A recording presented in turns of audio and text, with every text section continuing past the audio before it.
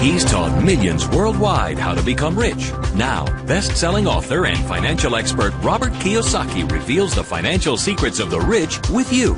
See how Robert's simple formula for personal wealth can transform your life and put you on the path to true financial freedom. 60 Minutes to Getting Rich begins right now.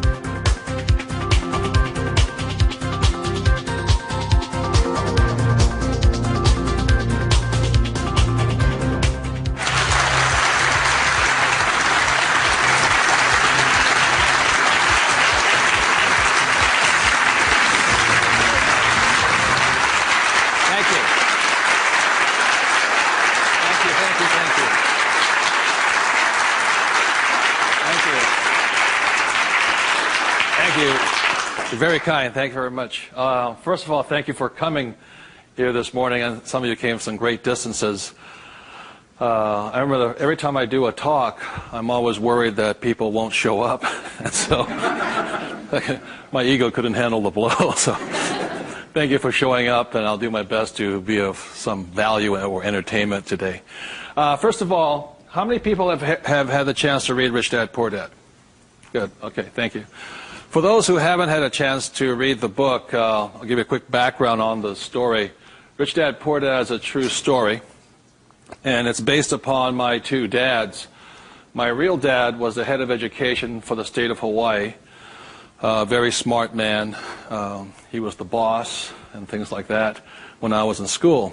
And my rich dad was my best friend's father. And my best friend's father was a man who didn't finish school. He dropped out of school at age 13. But ultimately became one of the richest men in the state of Hawaii. Self-made, did it on his own, and stuff like that. So Rich Dad, Poor Dad is a true story of what two fathers tell their two sons, my best friend and I, about the subject of money. And as the the positioning statement of the book says, what the rich teach their kids about money, that the poor and middle class do not.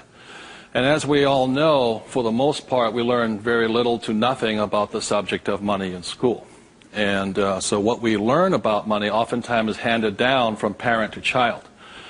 And those are the ideas that we have relative to the subject of money.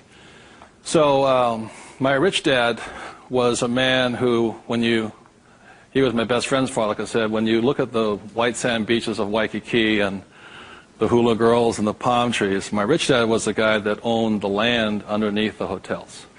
And my poor dad, I call him my poor dad, although he was a high-paid government official, and I do mean high-paid. He made a lot of money. In fact, he made much more money as far as a salary and paycheck goes than my rich dad. And so the story is really what my rich dad taught me as compared to my poor dad. And so what we're going to be going over today are some additional ideas and thoughts and information that may assist you in getting wealthier, easier, quicker. How many people would like to get wealthier, easier, and quicker? Good. Thank you. So in contrasting them, most of us have heard, like my poor dad, very middle-class man, smart man, but he had middle-class ideas when it came to money and values. And he always said, son, our house is an asset, and it's our largest investment. And my rich dad would say, here I'm 9 years old, I go, okay, I got it, Dad, I got it, right? And then I would go over to my rich dad's house, and I would say, my dad just said our house is an asset and our largest investment. And my rich dad would say, well, that's why your old man's not rich, is because your house is not an asset, and if it's your largest investment, you're in really big trouble. And that's when the contrast that started to hit me. And then my poor dad always said, do you think money grows on trees? And his favorite words were, I'd say, Dad, let's buy this. He goes, I can't afford it. And my rich dad said he forbade his son and I from ever saying the words, I can't afford it. He said, the moment you say you can't afford something, it becomes true. So the power of the spoken word or your thought has the ability to become what you think is real in the world. So if you say, I can't afford something, that becomes your real world or reality. And what my rich dad said instead was, instead of saying I can't afford it, simply say, how can I afford it? Or in school a lot of times, I'd say, hey Dad, guess what, I'm going to be a millionaire. He goes, you can't do that. And my rich dad said, never say you can't do something. Ask yourself, how can I do it?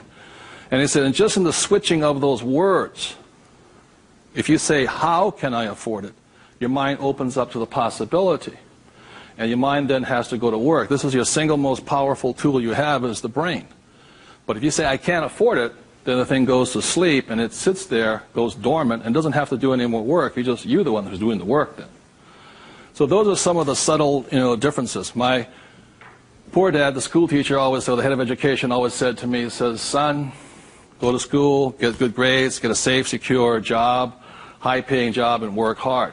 And my rich dad said, that's a good idea if you want to work hard all your life. He says, but if you want to get rich, you have to learn how to have money work hard for you so you don't have to work for it. And you also have to learn to buy companies. Don't be the guy applying for the job, be the guy that's handing out the job.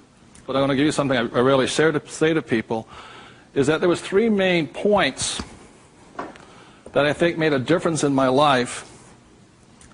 And point number 1 is that I realized very early on in life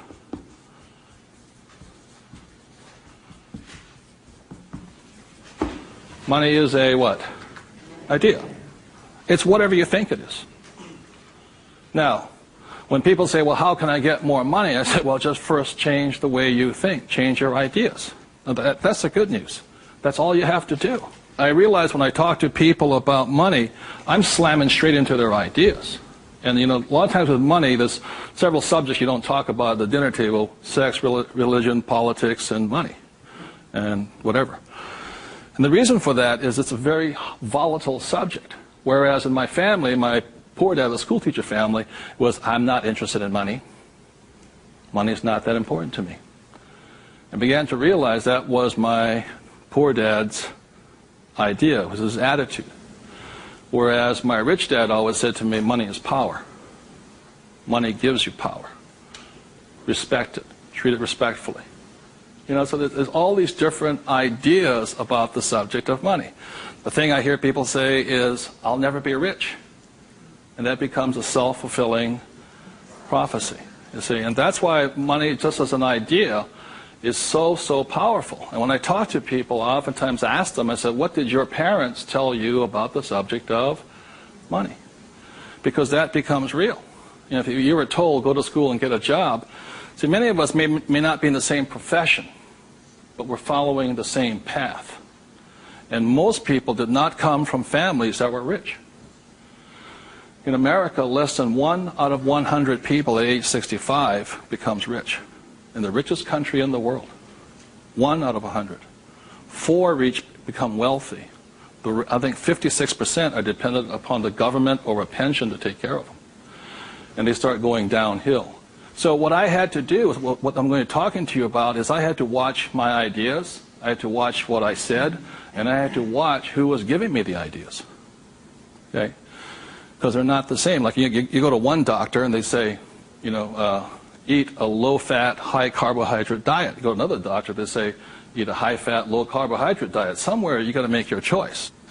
Number 2, the thing that I learned by having 2 dads with the contrasting points of view, I realized this really early on.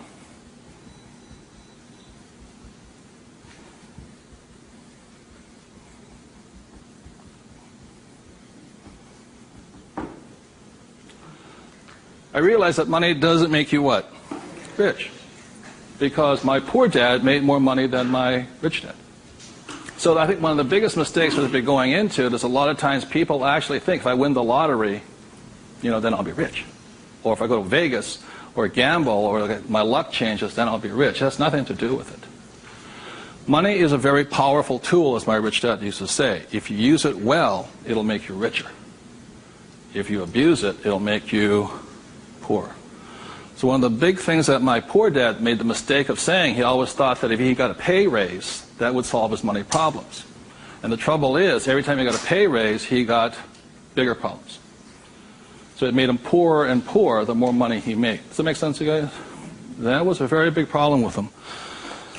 And then the third thing I realized by having 2 dads and having 2 contrasting points of view was that there's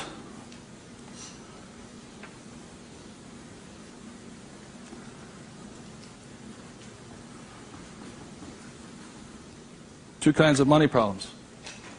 One problem is not enough money. The other problem is too much money. And they're both problems. And the thing that I say to people is this, that, like I think most people think they're real special. I'm the only one with money problems. Well, the reality is everybody has money problems. Everybody. Every single person. Every company has money problems. Every country has money problems. Every government has money problems. Everybody has a money problem. What makes you rich or poor or middle class is how you challenge or handle the problem. And what most people do, since, so most of us came from families where the problem was too much or too little. Too little. And that becomes our idea. We think money is scarce, hard to get, work hard for it. Very popular idiom going around today suggesting that the way you get rich is cut up your credit cards. Oh, man. Live below your means. Those are poor people's mentalities.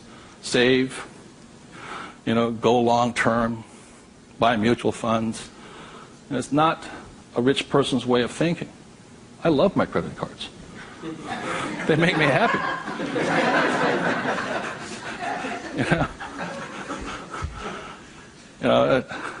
I drive, it says, drive a cheap car. I don't look good in a cheap car. I don't feel good. Now, the point I'm making here, again, there's poor, middle class, and rich. And very early on in my life, I really realized that being poor and struggling did not look good on my face. I did not like it. But I grew up in a family that if you were rich, the idea was that you were crooked, evil, not caring, inhuman, not generous, and all that stuff. So if I said I want to be rich, then I went against my family's values. It was tough having that. Now, the other thing I saw was that by my rich dad managing his money well and becoming a business owner and an investor, that he got richer and richer and richer. Then he had a different kind of problem. His problem was too much money. And my rich dad said to me when I was about 18 or 19 years old, he said, son, there's two kinds of problems. Not enough or too much. Which one do you want? And at that point, does it make, and so I made an obvious choice. I said, I like the one with too much. I want to have that problem. And it's a very big problem. So knowing these three different things, I could make different distinctions and different choices in my life. The big point I want to make today is that money comes down to fundamentally a choice. That's all it is.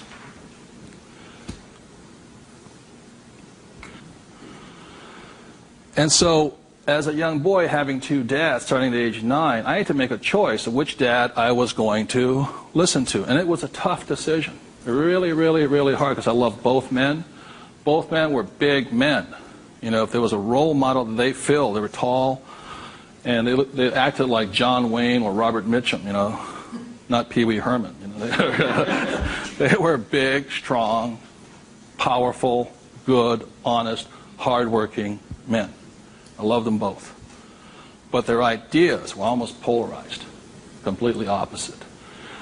And that's why in Rich Dad, Poor Dad, in the book, I write that Robert Frost's poem, I think, The Road Less Taken or The Road Less Traveled, I had to make a choice of which one I was going to listen to. Which one was I going to follow down the path? And I made that choice. And it was a hard decision because I had to go against my whole family's culture, beliefs, and they're all school teachers. When I came back from Vietnam, they said, 'cause I got my bachelor's degree. I got that Bachelor of Science. They said, now, son, you are going for your master's, aren't you? I said, I kind of doubt it. He said, but you won't get a good job. You get a better pay raise if you have a higher degree. I said, I'm not going to get a job. And it's hard. You sit at the dinner table and there's no conversation, Well, are you going to get your doctorates? I said, well, if I'm not going to get my master's, I don't think I'm going to get my doctorates, Yeah, but you get a better pay raise,